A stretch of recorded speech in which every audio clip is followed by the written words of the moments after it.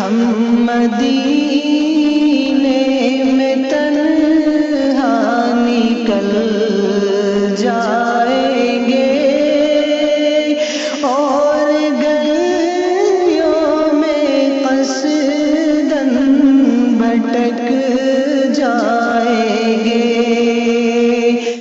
لوگو، اس دن سے ڈرو کہ جس دن کوئی کسی کے کام نہ آئے گا اور نہ کسی کے حق میں کسی کی سفارش قبول ہوگی اور نہ کسی کی طرف سے کچھ بدلہ قبول کیا جائے گا اور نہ کسی کو کسی کی جانب سے کچھ امداد۔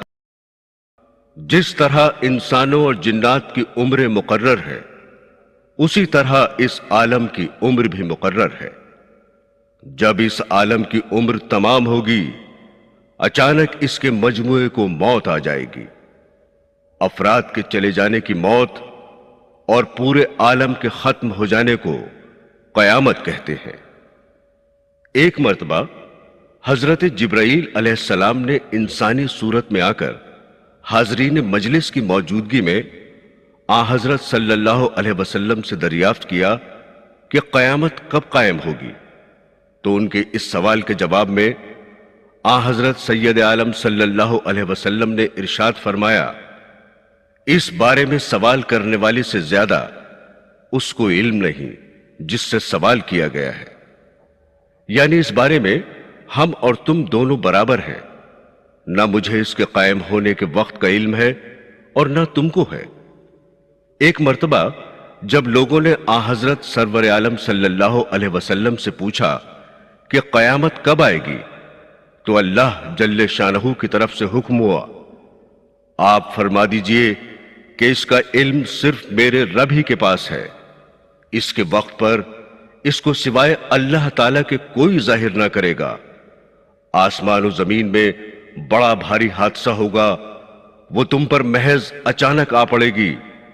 وہ آپ سے اس طرح پوچھتے ہیں جیسے کہ آپ اس کی تحقیقات کر چکے ہیں۔ آپ فرما دیجئے کہ اس کا علم صرف اللہ کے پاس ہے، لیکن اکثر لوگ نہیں جانتے۔ حضرت عبداللہ بن مسعود رضی اللہ تعالی عنہ سے روایت ہے کہ حضرت رسول کریم صلی اللہ علیہ وسلم نے ارشاد فرمایا کہ قیامت بدترین مخلوق پر قائم ہوگی۔ نیز ارشاد فرمایا کہ اس وقت تک قیامت قائم نہ ہوگی جب تک زمین میں اللہ اللہ کیا جاتا رہے گا۔ یہ بھی ارشاد فرمایا کہ قیامت کسی ایسے شخص پر قائم نہ ہوگی جو اللہ اللہ کہتا ہوگا۔ حضرت عبداللہ بن عمر رضی اللہ تعالی عنہ سے روایت ہے کہ حضرت صلی اللہ علیہ وسلم نے ارشاد فرمایا کہ دجال کو قتل کرنے کے بعد حضرت عیسیٰ علیہ السلام 7 برس لوگوں میں رہیں گے۔ اس دور میں 2 آدمیوں کے درمیان ذرا دشمنی نہ ہوگی، پھر اللہ تعالی ملک شام کی طرف سے ایک ٹھنڈی ہوا بھیج دیں گے جس کی وجہ سے تمام مومن ختم ہو جائیں گے، پھر بدترین لوگ رہ جائیں گے اور وہ بت پرستی میں مصروف ہوں گے اور ان کو خوب رزق مل رہا ہوگا اور اچھی زندگی گزر رہی ہوگی کہ سور پھونک دیا جائے گا۔ حضرات گرامی، سور ایک سینگ ہے جس میں پھونکا جائے گا۔ سور کی آواز سبھی سنیں گے، جو سنتا جائے گا دہشت کے سبب حیران ہو کر ایک طرف کو گردن جھکا دے گا اور دوسری طرف کو اٹھا دے گا۔ پھر فرمایا کہ سب سے پہلے جو شخص اس کی آواز سنے گا وہ ہوگا جو اونٹوں کو پانی پلانے کا حوض لیپ رہا ہوگا۔ یہ شخص سور کی آواز سن کر بے ہوش ہو جائے گا اور پھر سب لوگ بے ہوش ہو جائیں گے۔ پھر خدا ایک بارش بھیجے گا جو شبنم کی طرح ہوگی، اس سے آدمی اگ جائیں گے، یعنی قبروں میں مٹی کے جسم بن جائیں گے۔ پھر دوبارہ سور پھونکا جائے گا تو اچانک سب کھڑے دیکھتے ہوں گے۔ اس کے بعد اعلان ہوگا کہ اے لوگو چلو اپنے رب کی طرف، اور فرشتوں کو حکم ہوگا کہ ان کو ٹھہراؤ، ان سے سوال ہوگا۔ پھر اعلان ہوگا کہ اس سارے مجمع سے دوزخیوں کو علیحدہ کر دو۔ اس پر دریافت کیا جائے گا اللہ جل شانہ سے کہ کس تعداد میں کتنے دوسخی نکالے جائیں۔ جواب ملے گا کہ فی 1999 دوسخی نکالو۔ اس کے بعد آن حضرت سید عالم صلی اللہ علیہ وسلم نے فرمایا کہ یہ وہ دن ہوگا کہ جس کی ہیبت اور دہشت سے بچے بوڑھے ہو جائیں گے، اور یہ دن بڑا ہی مصیبت کا ہوگا۔ قرآن حکیم میں ارشاد ہوا ہے، اور سور میں پھونکا جائے گا سو بے ہوش ہو جائیں گے جو بھی آسمانوں اور زمین میں ہے، سوائے ان کے جنہیں اللہ چاہے گا۔ دوبارہ سور میں پھونکا جائے گا تو وہ فوراً کھڑے ہو جائیں گے ہر طرف دیکھتے ہوئے۔ آیات قرآنیہ اور احادیث نبویہ میں 2 مرتبہ سور پھونکے جانے کا ذکر ہے۔ پہلی مرتبہ سور پھونکا جائے گا تو سب بے ہوش ہو جائیں گے، پھر زندے تو مر جائیں گے، اور جو مر چکے تھے ان کی روحوں پر بے ہوشی کی کیفیت طاری ہو جائے گی۔ اس کے بعد دوبارہ سور پھونکا جائے گا تو مردوں کی روحیں ان کے بدنوں میں واپس آ جائیں گی، اور جو بے ہوش تھے ان کی بے ہوشی چلی جائے گی اور افاقہ ہو جائے گا۔ اس وقت کا عجیب و غریب حال دیکھ کر سب حیرانی سے تکتے ہوں گے، اور خداوند کریم کی بارگاہ میں پیشی کے لیے تیزی کے ساتھ حاضر کیے جائیں گے۔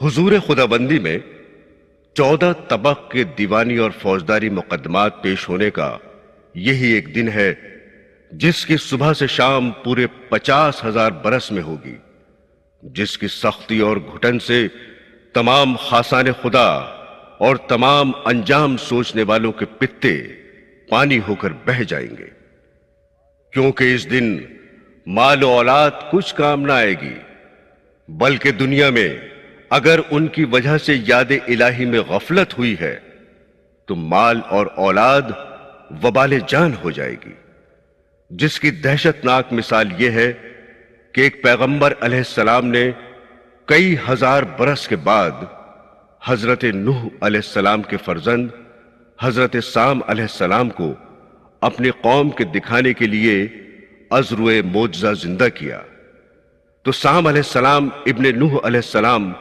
تھر تھر کانپتے ہوئے اور سفید داڑھی اور سفید سر کے بال لیے قبر سے نکلے۔ پیغمبر علیہ السلام نے ان کے سفید بال دیکھ کر از راہ تعجب فرمایا کہ اے سام، تمہارے زمانے میں سفید بال کہاں ہوتے تھے؟ یہ تو تمہارے بعد حضرت ابراہیم علیہ السلام کے وقت سے دنیا میں لوگوں کے سفید بال ہونے شروع ہوئے تھے، پس یہ تمہارے سفید بال کیسے ہو گئے اور تم یہ اس قدر کیوں کانپ رہے ہو؟ حضرت سام علیہ السلام نے جواب دیا کہ جب میری قبر شق ہوئی اور میں اس میں سے باہر نکلا تو میں یہ سمجھا کہ میدان محشر قائم ہو گیا ہے اور میں حساب کتاب کے لیے اٹھایا گیا ہوں، جس کی دہشت نے میرے سیاہ بالوں کو سفید کر دیا اور میں کانپتا ہوا اٹھا۔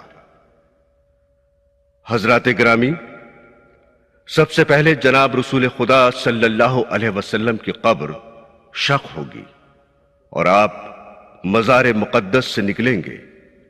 آپ کے بعد حضرت مسیح علیہ السلام، ان کے بعد تمام انبیاء و مرسلین اپنے اپنے مزاروں سے نکلیں گے، پھر صدیق و شہداء، پھر صالحین و عام مومنین، پھر جملہ مشرکین اور کافرین اپنے اپنے خاک ہونے کی جگہ سے اٹھیں گے، اور شدت ہول سے تمام مخلوق کی نظر آسمان کی طرف ہوگی اور سب برہنہ ہوں گے، کوئی کسی کی طرف نہ دیکھے گا، اور اگر کسی کی نظر کسی کی طرف پڑ بھی گئی تو وہ مارے دہشت اور خوف کے ایسی ہوگی جیسے صاحب نزع یا چھوٹے بچے کی نظر جملہ شہوات سے پاک ہوتی ہے۔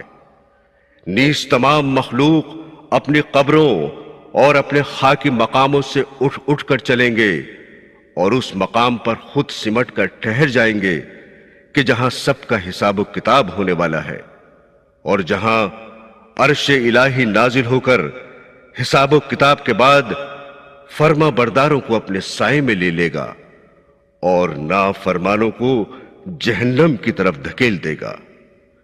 اس روز کشم پرسی کا عالم ہوگا جب تمام مخلوق ایک اس میدان عظیم میں جمع ہوگی کہ جہاں نہ کوئی درخت ہوگا نہ پہاڑ، بلکہ ایک نہایت صاف و شفاف چٹیل میدان ہوگا۔ اس وقت بحکم خداوندی سورج تمام مخلوق کے سروں سے 1 میل فاصلے پر آ کر استادہ ہو جائے گا، اور آسمان سے قسم قسم کی مہیب اور سخت ہولناک آوازیں مخلوق کے کانوں میں آنی شروع ہو جائیں گی، جو بجلی کی کڑک سے بھی زیادہ مہیب ہوں گی۔ نیز سورج کی جلن اور زمین کی تپن سے لوگوں پر پسینہ شروع ہوگا، اور بہتے بہتے ایک گرم کھولتے دریا کی طرح تمام میدان محشر میں پھیل جائے گا۔ لیکن رحمت الہی کی ایک آن اتنا ضرور کرے گی کہ وہ پسینہ نیک بندوں کے صرف تلووں تک ہوگا، اور پھر وہ پسینہ اعمال کے مطابق ترقی نما ہوگا، کسی کے ٹخنوں تک، کسی کے گھٹنوں تک ہوگا، کسی کی ناف تک، کسی کے سینے تک، اور سب سے زیادہ کافروں کے ہونٹوں تک بطور لگام کے ہوگا، اور وہ گرم سینے کے ایک گرم دریا میں ڈوبتے ہوئے ہوں گے۔ یا الہی، علمان و علمان۔ برادران اسلام، اسی حالت میں عرصہ دراز تک طرح طرح کی مہیب آوازیں اور کلیجہ پھاڑ دینے والی قسم قسم کی خوفناک صورتیں دیکھتے رہیں گے۔ کوئی کسی کی بات نہ پوچھے گا اور کوئی کسی کا داد و فریادی نہ ہوگا۔ جب اس قسم پرسی کے عذاب کو ایک عرصہ دراز گزر جائے گا تو آپس میں کہیں گے کہ ہم تو سنتے تھے کہ قیامت میں حساب و کتاب ہوگا، عرش کا سایہ ہوگا، حوض کوثر ہوگا، میزان عدالت قائم ہوگی، خدائے کریم اپنے بندوں سے حساب لے گا۔ یہاں تو کوئی حساب ہے، نہ کتاب ہے، نہ داد ہے، نہ فریاد ہے، ایک عجیب قسم پرسی کا عالم ہے۔ پھر پورے 1000 برس بعد حضرت آدم علیہ السلام صفی اللہ کو ایک جگہ کھڑا ہوا پائیں گے، جن کے سامنے بہت کچھ رو دھو کر کہیں گے کہ للہ ہمیں بخشوائیے کہ آپ ہمارے باپ ہیں اور ہم آپ کی اولاد ہیں۔ حضرت آدم علیہ السلام صاف جواب دیتے ہوئے یہ فرمائیں گے کہ اے میری اولاد، آج ذات خداوندی نہایت غیظ و غضب میں ہے، آدم کی مجال نہیں کہ کسی کی سفارش کر سکے۔ اے میری اولاد، میں نے خلاف مرضی گیہوں کا ایک دانہ کھا لیا تھا، پس آج کے دن میں خود لرزتا ہوں کہ کہیں اس کے بدلے دوزخ میں نہ پہنچ جاؤں۔ تم لوگ حضرت نوح علیہ السلام کے پاس جاؤ، شاید وہ دروازہ شفاعت کھلوا سکے۔ پھر لوگ حضرت نوح علیہ السلام کے پاس جائیں گے، وہ بھی صاف جواب دیتے ہوئے فرمائیں گے کہ آج خدا کے دن ذات عالی جاہ اس قدر غصے میں ہے کہ میں اپنی ہی نجات کے لیے لرز رہا ہوں۔ تم حضرت ابراہیم خلیل اللہ کے پاس جاؤ۔ الغرض ایک عظیم مخلوق تمام پیغمبروں کے پاس سے ناکام و مایوس ہو کر سب سے آخر میں جناب رسول اللہ صلی اللہ علیہ وسلم کی تلاش کریں گے، اور ڈھونڈتے ڈھونڈتے آخرش ایک مقام پر آپ کو دیکھیں گے۔ آپ خدا جانے کب سے لوگوں کے انتظار میں کھڑے ہوں گے۔ حضور کو پاتے ہی مخلوق عرض کرے گی کہ للہ حساب و کتاب کا دروازہ کھلوائیے اور اس قسم پرسی کے عذاب سے نجات دلائیے کہ آپ خاتم النبیین ہیں۔ اگرچہ اوروں پر اللہ تعالیٰ کی خفگی اور غصہ ہو، لیکن آپ سے کچھ مواخذہ نہیں۔ آپ حضور رب العالمین میں ہمارے لیے عرض کریں۔ آپ فرمائیں گے کہ ہاں البتہ میں تمہارے لیے حضور رب العزت میں حاضر ہو کر عرض معروض کروں گا اور حساب و کتاب کا دروازہ کھلواؤں گا۔ یہ کہہ کر حضور رب العالمین میں آپ کچھ مناجات کریں گے۔ وہاں سے جبرائیل علیہ السلام کو حکم ہوگا کہ اے جبرائیل، براق لے جاؤ اور ہمارے پیغمبر علیہ السلام کو اس پر سوار کر کے ہماری حضوری میں لاؤ کہ وہ ہم سے کچھ عرض کرنا چاہتے ہیں۔ جبرائیل علیہ السلام اسی وقت براق لے کر تمام مخلوق کے سامنے رسول اللہ صلی اللہ علیہ وسلم کے پاس آئیں گے۔ آپ اس وقت براق پر سوار ہو کر آسمان کی طرف چلے جائیں گے۔ اس کے آگے آپ ایک صحیح حدیث میں فرماتے ہیں کہ میں حضور رب العزت میں پہنچ کر پورے 7 رات 7 دن کی مقدار میں ایک طویل سجدہ کروں گا، اور اس سجدے میں اس معبود ذوالجلال کی اس قدر صفت و ثنا بیان نہ کی ہوگی جو میں اس کی سجدے میں بیان کروں گا۔ جب میری فریاد و مناجات انتہا کو پہنچ جائے گی تو مولا ذوالجلال کا غیظ و غضب رحمت کی طرف مائل ہوگا اور مجھ سے ارشاد فرمائے گا کہ اے نبی، اپنا سر سجدے سے اٹھاؤ۔ میں جانتا ہوں کہ صفت و ثنا بیان کرنے سے جو تمہارا مقصود ہے، اور وہ یہ ہے کہ تم حساب و کتاب کا دروازہ کھلوانا چاہتے ہو اور شفاعت کی درخواست لائے ہو۔ اچھا، ہم اب تمہاری شفاعت کی درخواست کو منظور فرماتے ہیں اور اپنا تخت اجلاس زمین پر جلوہ آرا کرتے ہوئے اور مخلوق سے ان کے حساب و کتاب شروع کرتے ہیں۔ یہ حکم عالی سن کر رسول کریم صلی اللہ علیہ وسلم اسی براق پر سوار ہو کر زمین پر تشریف لائیں گے۔ مخلوق آپ سے دریافت حال کرے گی، جو کچھ وہاں گزری تھی بیان کریں گے، اور حساب و کتاب کا دروازہ کھلنے اور عرش رب عظیم کے زمین پر نازل ہونے کی خبر سنائیں گے۔ حضرات گرامی، حضرت صلی اللہ علیہ وسلم کی شفاعت ضرور ہوگی، اور حدیثوں میں جو کچھ آیا ہے سب حق اور درست ہے، لیکن شفاعت کے بھروسے پر عمل نیک نہ کرنا اور گناہوں میں مبتلا رہنا بڑی نادانی ہے۔ اب کون سا گناہگار اور نیک عمل سے خالی یہ کہہ سکتا ہے کہ میں دوزخ میں ہرگز نہ جاؤں گا اور بلا عذاب و حساب جنت میں پہنچ جاؤں گا؟ کوئی بھی یہ دعویٰ نہیں کر سکتا۔ پھر گناہوں پر جرأت کرنا اور نیکیوں سے خالی ہاتھ رہنا کون سی سمجھداری ہے؟ برادران اسلام، حضرت صلی اللہ علیہ وسلم کی شفاعت کی درخواست کی منظوری کے بعد 7 آسمانوں کے فرشتے تسبیح الہی کرتے ہوئے، جن میں ہر آسمان سے دوسرے آسمان کے فرشتے کی نورانیت اور تسبیح الہی کی گرج یا آواز ہولناک بہت زیادہ بڑی ہوئی ہوگی، تمام مخلوق پر 7 حلقے ڈال کر استادہ ہو جائیں گے۔ آگے مولا فرماتا ہے، اے تمام جن و انس، اگر تم کچھ جان رکھتے ہو تو زمین آسمان کے کناروں سے نکل جاؤ، پس ہرگز نہ نکل سکو گے۔ اس کے بعد فرشتوں کے 7 حلقے تسبیح الہی بند کر کے بالکل خاموش ہو جائیں گے۔ پھر یکایک اس بحر میدان میں حضرت اسرافیل علیہ السلام کو سور میں پھونکنے کا حکم ہوگا، جس سے واقعی تمام مخلوق بے ہوش ہو جائے گی۔ پس اس غشی اور بے ہوشی کے عالم میں خدائے رحمان کا عرش زمین پر جلوہ افروز ہوگا۔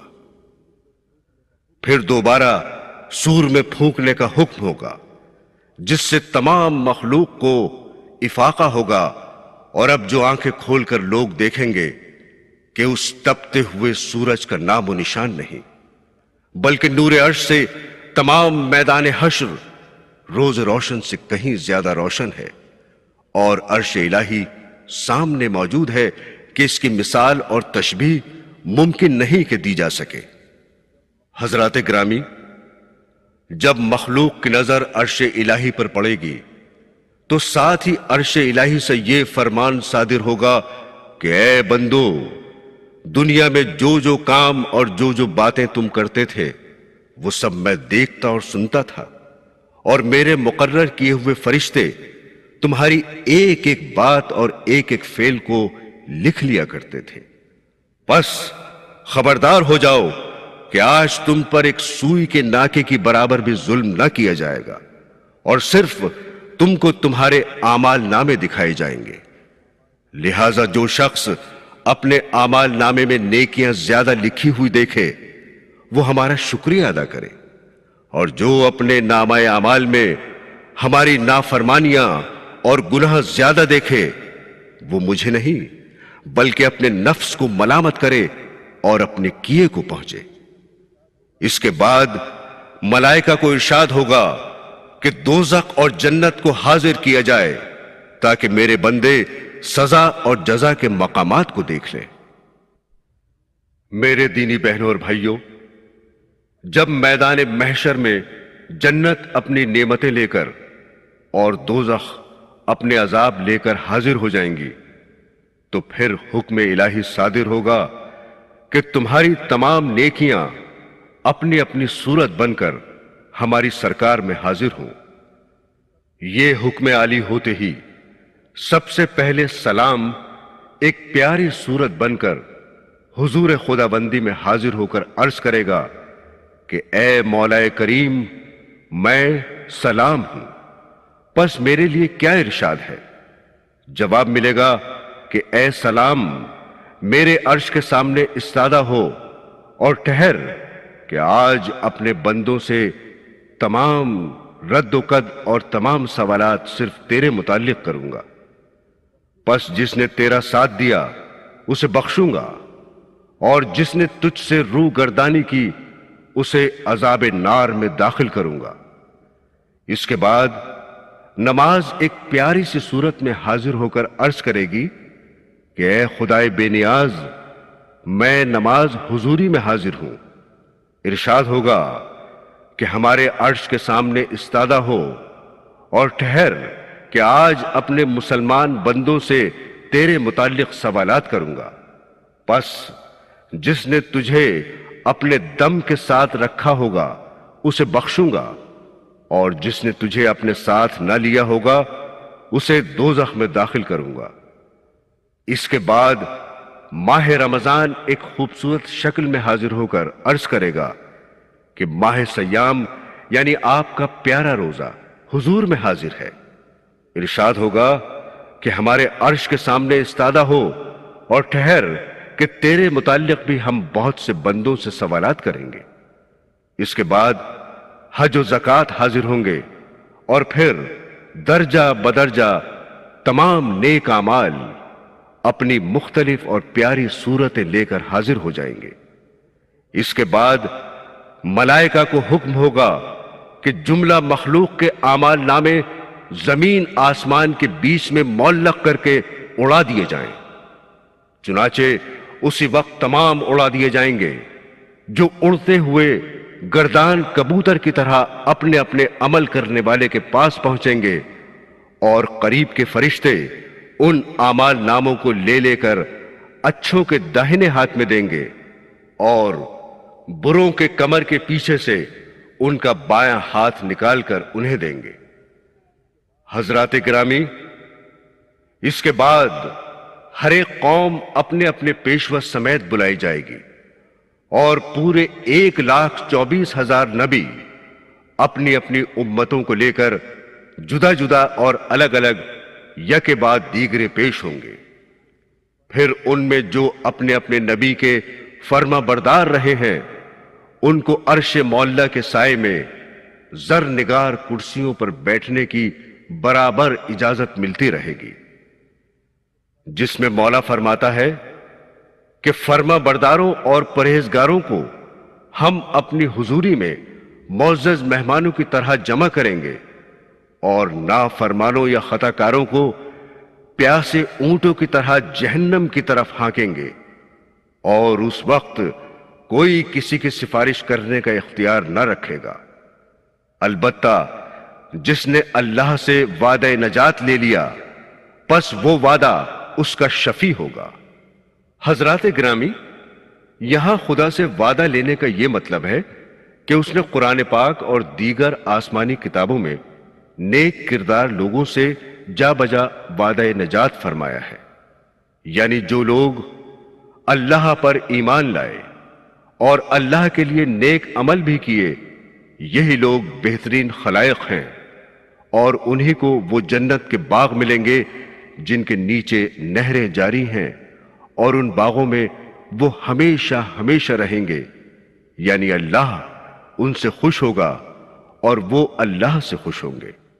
القصہ، تمام امتیں اور تمام قومیں اپنے اپنے پیغمبروں اور اپنے اپنے پیشواؤں کو آگے لیے ہوئے پروردگار عالم کی حضوری میں الگ الگ پیش ہوں گی، اور پیغمبروں کو جھٹلاتے ہوئے کہیں گی کہ انہوں نے ہمیں تیری توحید نہیں سکھائی اور آج کے دن کی پیشی سے ہمیں نہیں ڈرایا۔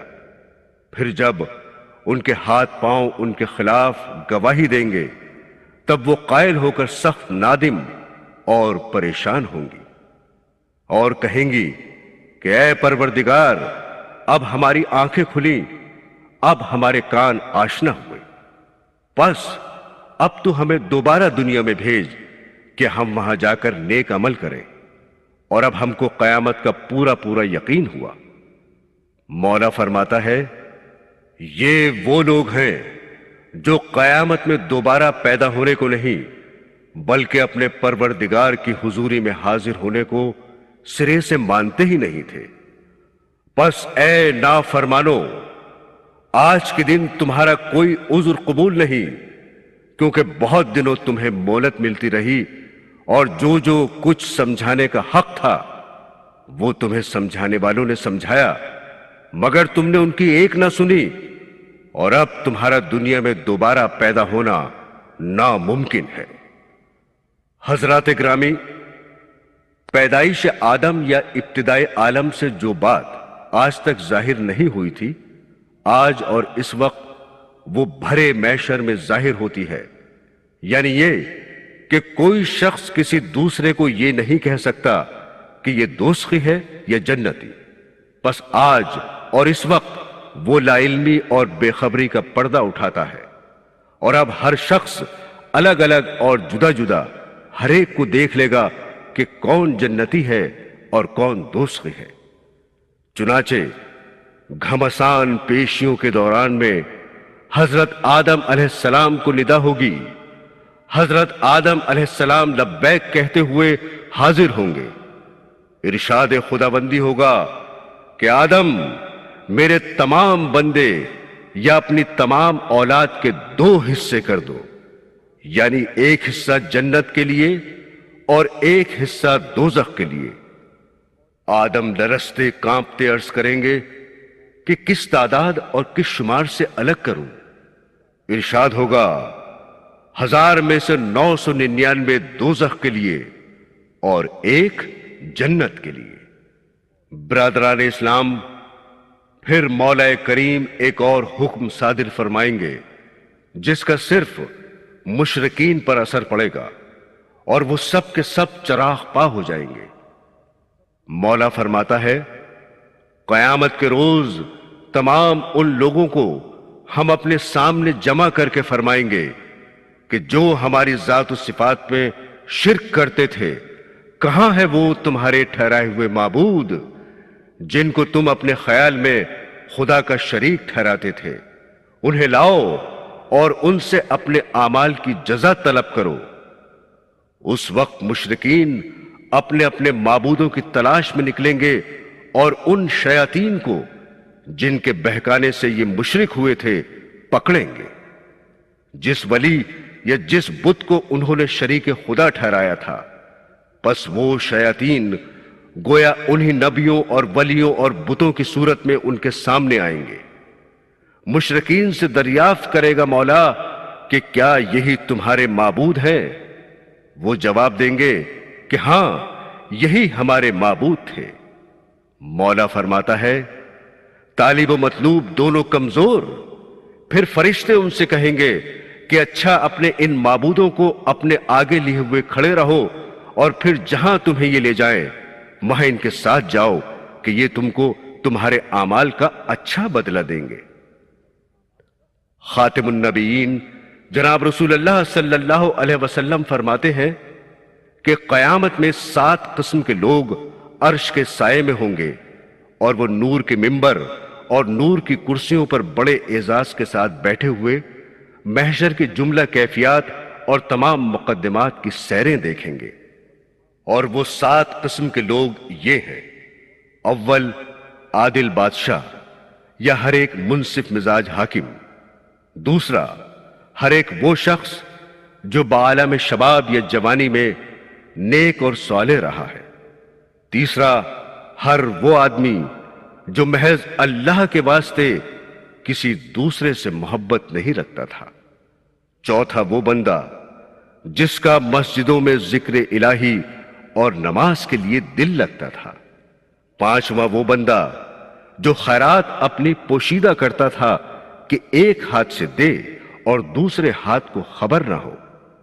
چھٹا، وہ شخص جو محض خوف الہی سے آنسو بہاتا تھا۔ ساتواں، وہ کہ کسی کو اطلاع نہیں کہ وہ کن اوصاف کا بندہ ہوگا۔ برادران اسلام، قرآن پاک میں آیا ہے، جس روز سور پھونکا جائے گا اس روز تم لوگ گروہ کے گروہ اللہ کے سامنے حاضر ہوں گے۔ اس آیت کی تفسیر صحابہ کرام سے منقول ہے کہ جناب رسول کریم صلی اللہ علیہ وسلم سے اس آیت کے متعلق سوال کیا گیا تو آپ اس قدر روئے کہ زمین آنسوؤں سے تر ہو گئی۔ جب آپ کو ذرا سکون ہوا تو صحابہ کرام سے فرمایا، آہ، تم نے بڑا جگر فگار سوال کیا۔ لوگوں، قیامت میں یہ امت 12 اقسام کے گروہ بنا کر اٹھائی جائے گی۔ پہلا گروہ ہاتھوں سے لنجا اور پاؤں سے لنگڑا ہوگا، جن کی نسبت ندا ہوگی کہ یہ وہ لوگ ہیں جو اپنے پڑوسیوں کو تکلیف پہنچاتے تھے اور بے توبہ کیے مر گئے تھے۔ دوسرا گروہ وہ جو چوپائے ہوئے جانوروں کی صورت میں اٹھے گا، جن کے متعلق ندا ہوگی کہ یہ وہ لوگ ہیں جو نمازوں میں بہت سست تھے۔ تیسرا گروہ اس شکل میں اٹھے گا جن کے پیٹ پھولے ہوئے اور ان میں سانپ بچھو بھرے ہوئے لوگوں کو صاف نظر آتے ہوں گے۔ آواز آئے گی کہ یہ وہ لوگ ہیں جو اپنے مال کی زکوٰۃ نہیں دیتے تھے۔ چوتھا گروہ اس صورت میں اٹھے گا کہ ان کے منہ سے خون جاری ہوگا اور ان کی انتڑیاں زمین پر گھسٹتی ہوں گی۔ کہا جائے گا کہ یہ وہ لوگ ہیں جو رات دن جھوٹ بولا کرتے تھے اور بے توبہ کیے مر گئے تھے۔ پانچواں گروہ اس طرح اٹھے گا کہ ان کے پاس سے بدبو اڑتی ہوگی اور وہ لوگوں سے چھپتے ہوں گے۔ ندا ہوگی کہ یہ وہ لوگ ہیں جو برے کام کرنے میں اللہ سے نہیں بندوں سے ڈرا کرتے تھے۔ اور چھٹا گروہ اس شکل میں اٹھے گا کہ ان کے حلقوم کٹے ہوئے ہوں گے اور گردن کی طرف لٹکے ہوئے ہوں گے۔ آواز آئے گی کہ یہ وہ لوگ ہیں جو جھوٹی گواہی دیتے تھے اور بے توبہ کیے مر گئے تھے۔ ساتواں گروہ اس شکل میں اٹھے گا کہ وہ منہ سے گونگے ہوں گے اور ان کی زبان سے خون بہتا ہوگا۔ آواز آئے گی کہ یہ وہ لوگ ہیں جو سچی گواہی دینے اور حق بات کہنے سے اپنی زبان بند رکھتے تھے۔ آٹھواں گروہ اس صورت میں اٹھے گا کہ ان کی شرم گاہوں سے پیپ اور لہو بہتا ہوگا۔ آواز آئے گی کہ یہ وہ لوگ ہیں جو زانی بدکار تھے اور بے توبہ کیے مر گئے تھے۔ نواں گروہ اس شکل میں اٹھے گا کہ ان کے کالے منہ، نیلی آنکھیں اور پیٹ میں انگارے بھرے ہوئے ہوں گے۔ ندا ہوگی کہ یہ وہ لوگ ہیں جو یتیموں کے مال کھایا کرتے تھے اور بے توبہ کیے مر گئے۔ دسواں گروہ اس طرح اٹھے گا کہ وہ سخت کوہڑی اور جزامی ہوں گے، جن کی نسبت صدا ہوگی کہ یہ وہ لوگ ہیں جو والدین کی نافرمانی کرتے تھے اور بے توبہ کیے مر گئے تھے۔ 11واں گروہ اس صورت میں اٹھے گا کہ بیل کے سینگ کے برابر دانت اور ہونٹ سینے پر پڑے ہوں گے اور منہ سے نجاست نکلتی ہوگی۔ آواز آئے گی کہ یہ وہ لوگ ہیں جو شراب پیتے تھے اور توبہ کیے بغیر مر گئے۔ 12واں گروہ اس طرح ہوگا جن کے منہ 14ویں رات کے چاند کی طرح چمکتے ہوئے ہوں گے، جن کے بارے میں ندا ہوگی کہ یہ وہ لوگ ہیں جنہوں نے نیک کام کیے اور برے کاموں سے بچے اور نماز جماعت سے پڑھا کرتے تھے اور ہر حال میں توبہ کرتے رہتے تھے، جن کی نسبت مولا فرماتا ہے جو لوگ ایمان لائے اور نیک عمل بھی کرتے رہے ان کے لیے جنت الفردوس تیار ہے جن میں وہ ہمیشہ ہمیشہ رہیں گے۔ جناب رسول کریم صلی اللہ علیہ وسلم نے فرمایا کہ قیامت کے روز میری امت کا ایک شہید سب سے پہلے اللہ تعالی کی حضوری میں پیش ہونے کے لیے بلایا جائے گا۔ جب وہ حاضر ہوگا تو اللہ پاک اس سے فرمائے گا کہ دنیا میں نے تجھ پر کیا کیا احسانات کیے اور کیسی کیسی نعمتیں تجھ کو دیں۔ وہ شہید اعتراف و اقرار کرے گا کہ بے شک تو نے مجھ پر بڑے بڑے احسانات کیے۔ مولا فرمائے گا کہ پھر تو نے ان احسانات کا کیا بدلہ دیا، کیا حق ادا کیا؟ شہید عرض کرے گا کہ مولا اس سے زیادہ کیا ہوگا کہ میں نے تیری راہ میں شہادت دی۔ ارشاد ہوگا کہ اے شہید تو جھوٹا ہے، ہماری راہ میں شہید نہیں ہوا بلکہ تو اپنی قوم اور بہادری اور نام آوری کے لیے شہید ہوا، پس دنیا میں بہادر اور نام آور مشہور ہوا اور تو اپنی مراد کو پہنچا۔ جناب رسول اللہ صلی اللہ علیہ وسلم فرماتے ہیں کہ پھر ایک وہ عالم پیش ہوگا جس نے اپنی ساری عمر پڑھنے پڑھانے اور تلاوت قرآن پاک میں گزاری ہوگی۔ اللہ تعالیٰ اسے اپنے سامنے بلا کر فرمائے گا کیا میں نے دنیا میں تجھ کو فلاں فلاں نعمتیں نہیں دیں؟ عالم اقرار کرے گا اور کہے گا کہ بے شک تو نے بڑے بڑے احسانات فرمائے۔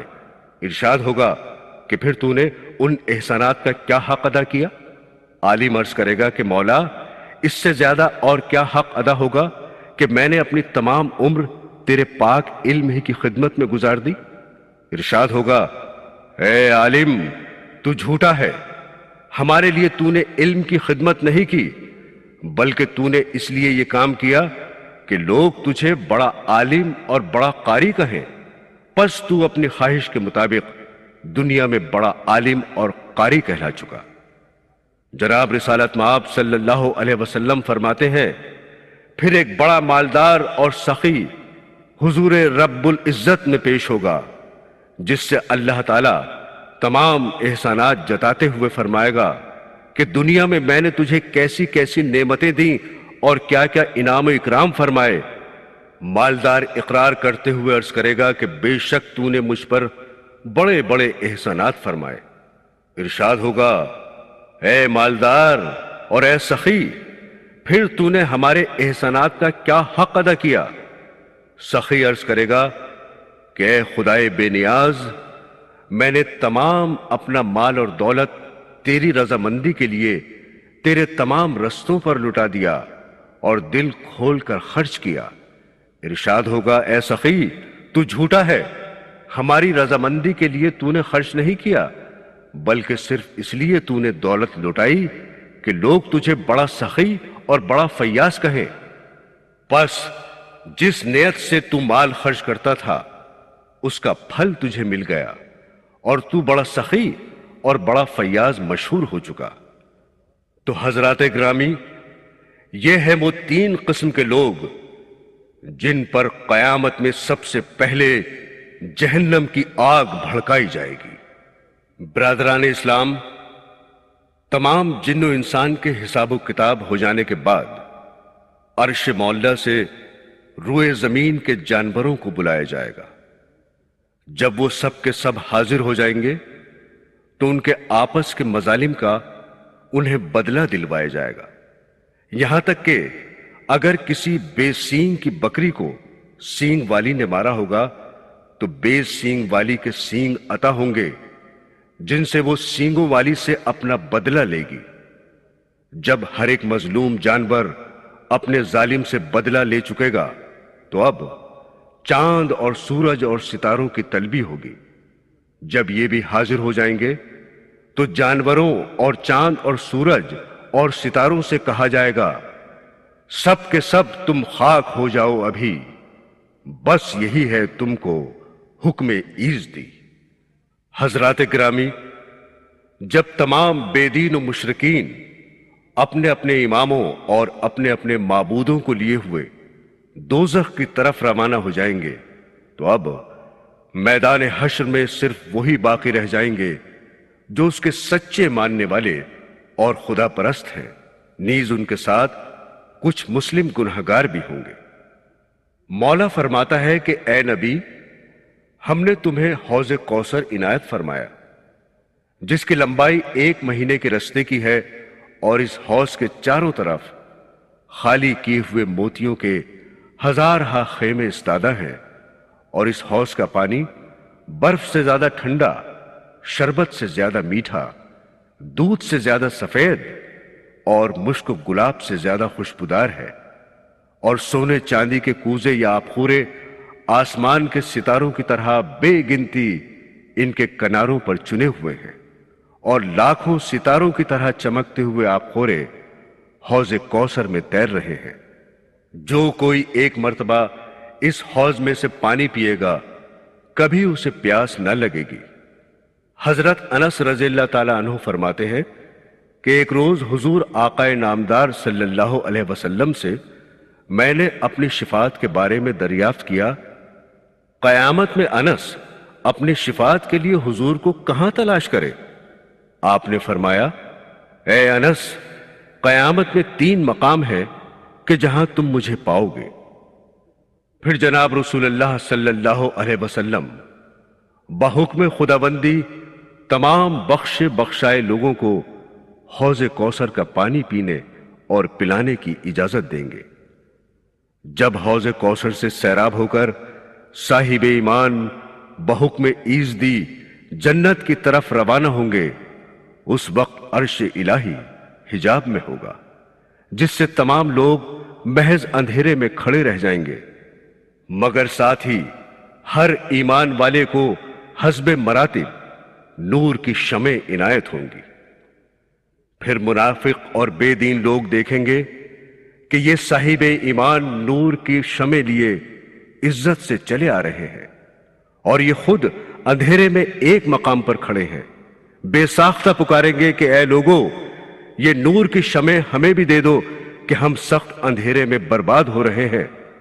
صاحب ایمان جواب دیں گے کہ تم میدان محشر کی طرف واپس جاؤ، جہاں سے ہمیں یہ نور عطا ہوا ہے وہیں سے تم بھی لے آؤ۔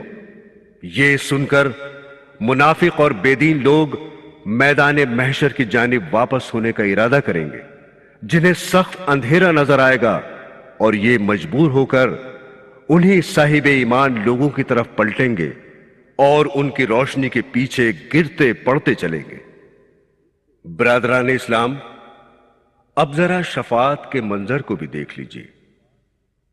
جب حضرت آدم علیہ السلام اپنی تمام اولاد کے صفیں الگ الگ اور جدا جدا کر چکیں گے تو تمام یاجوج ماجوج اور جملہ کافرین و مشرکین اور تمام مسلم گنہگاروں کی 120 صفیں ہوں گی، اور ایمان والوں کی صرف 3 صفیں، اور تمام صفوں میں ہر صف کی درازی یا طول 40 برس کے رستے تک کا ہوگا۔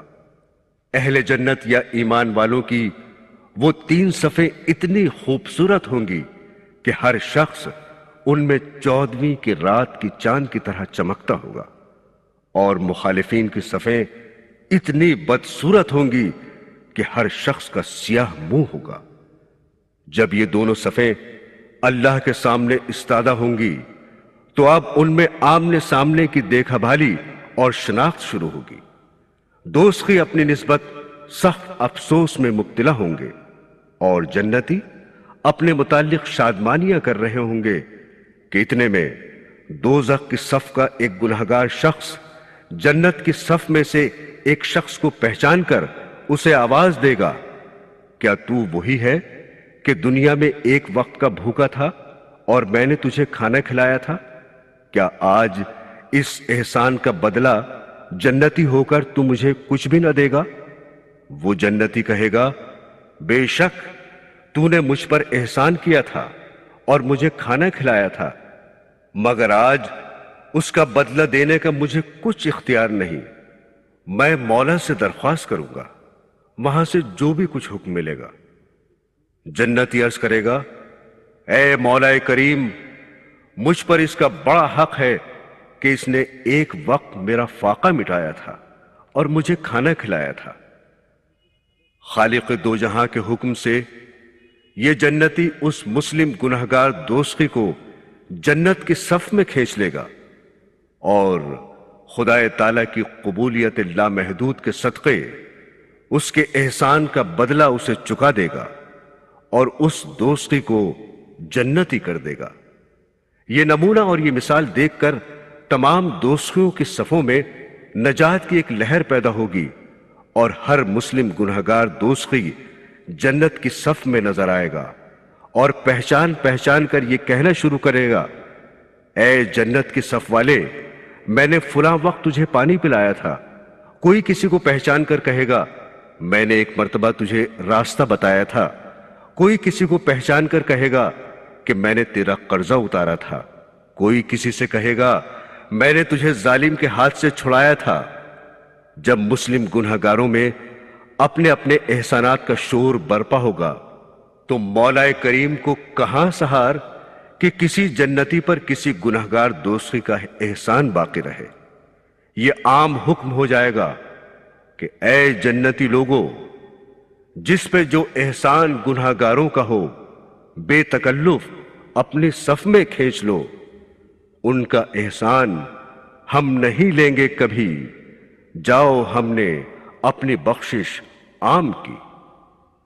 پھر عرش مولا سے ایک عام حکم صادر ہوگا، جو جس کی عبادت کر رہا ہو وہ آج اپنے معبود کا ساتھ نہ چھوڑے۔ اس کے بعد رب العزت فرماتا ہے کہ ہم فرشتوں کو یہ حکم دیں گے، جو لوگ دنیا میں نافرمانیاں کرتے رہے ہیں ان کو اور ان کے ساتھیوں کو، نیز خدا کے سوا جن معبودوں کو وہ پوچھتے رہے ہیں، ان سب کو ایک جگہ جمع کرو اور پھر ان سب کو دوزخ کی طرف لے جاؤ۔ برادران اسلام، پھر تمام مخلوق کو اس پل صراط پر سے جانے کا حکم ہوگا جس کے نیچے جہنم جوش مار رہی ہوگی اور اس کے دہکتے ہوئے انگارے پل صراط سے کہیں زیادہ اونچے اور بلند ہو کر پہاڑوں کی مانند جہنم میں گر رہے ہوں گے۔ پھر وہ انگارے نامعلوم کس کس کو اپنی دوزخ میں لے کر گریں گے۔ اس وقت تمام انبیاء اپنی اپنی امت کے لیے بے حد گریہ و زاری کرتے ہوں گے، اور جناب رسول اللہ صلی اللہ علیہ وسلم اپنی امت کے لیے فرماتے ہیں کہ خداوند میری امت کو صحیح و سالم پل صراط پر سے اتار دے۔ رب العالمین انہیں سلامتی کے ساتھ پل صراط پر سے گزار دے۔ پس جملہ مخلوق پل صراط پر چلنا شروع کرے گی، یہاں تک کہ ہر نفس اس پر سوار ہو جائے گا۔ جب سب لوگ اس پر مثل کشتی کے سوار ہو جائیں گے تو اس پل صراط میں زلزلہ آئے گا جس سے نامعلوم کس قدر نافرمان دوزخ میں جا گریں گے۔ مگر ساتھ ہی حضور اقدس صلی اللہ علیہ وسلم یہ بھی فرماتے ہیں کہ فرما بردار لوگوں کے گروہ آن کی آن میں وہ 3000 برس کا راستہ پل صراط پر سے طے کر جائیں گے۔ سامعین گرامی، دوزخ میں ہمیشہ کے لیے کافر اور مشرک و منافق ہی رہیں گے، اور ان کو اس میں کبھی موت نہ آئے گی، نہ عذاب ہلکا کیا جائے گا، جیسا کہ اللہ تعالیٰ کا ارشاد ہے، اور جو لوگ کافر ہیں ان کے لیے دوزخ کی آگ ہے، نہ تو ان کو قضا آئے گی کہ مر ہی جائیں، اور نہ دوزخ کا عذاب ہی ان سے ہلکا کیا جائے گا۔ ہم کافر کو ایسی ہی سزا دیتے ہیں۔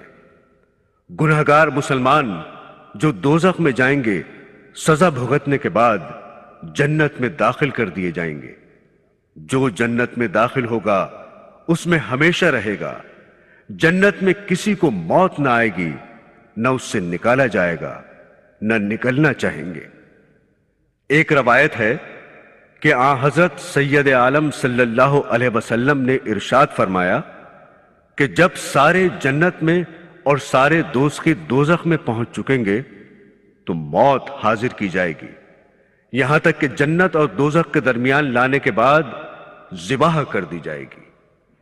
پھر ایک منادی زور سے پکارے گا کہ اے جنتیوں، اب موت نہیں، اور اے دوزخیوں، اب موت نہیں۔